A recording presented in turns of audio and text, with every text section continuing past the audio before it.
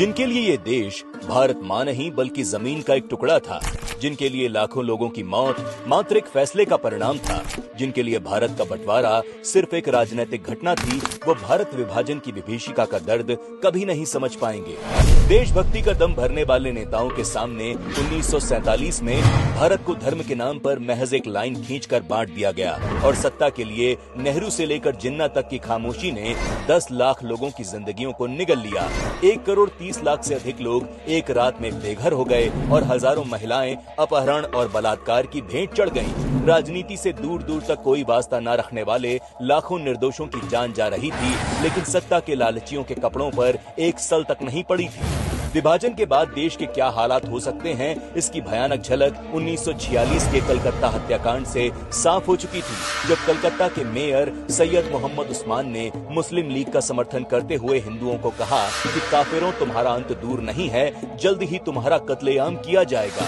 और देश को बांटने की जिद पर अड़े जिन्ना ये कह रहे थे कि हमें या तो विभाजित भारत चाहिए या नष्ट भारत।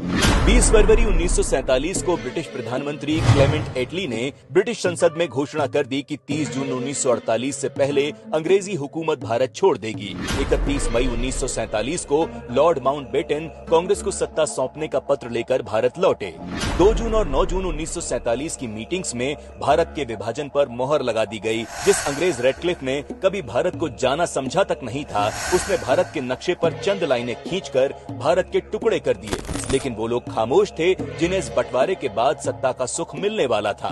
14 अगस्त 1947 को कांग्रेस के मौन समर्थन से मां भारती के टुकड़े हो गए और भारत पूर्वी पश्चिमी पाकिस्तान सहित 3 टुकड़ों में बंट गया। नेहरू के हाथ में सत्ता तो आ गई, लेकिन इस फैसले ने करोड़ों जिंदगियों को कहीं का नहीं छोड़ा।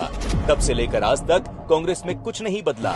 नेहरू जी के समय भूख प्यास अत्याचार से पीड़ित हजारों हिंदुओं को भारत की सीमा में नहीं घुसने दिया गया था और उन पीड़ितों को न्याय देने के लिए जब मोदी सरकार सीएए जैसा कानून लेकर आई तो कांग्रेस ने दशकों बाद भी उसका विरोध किया।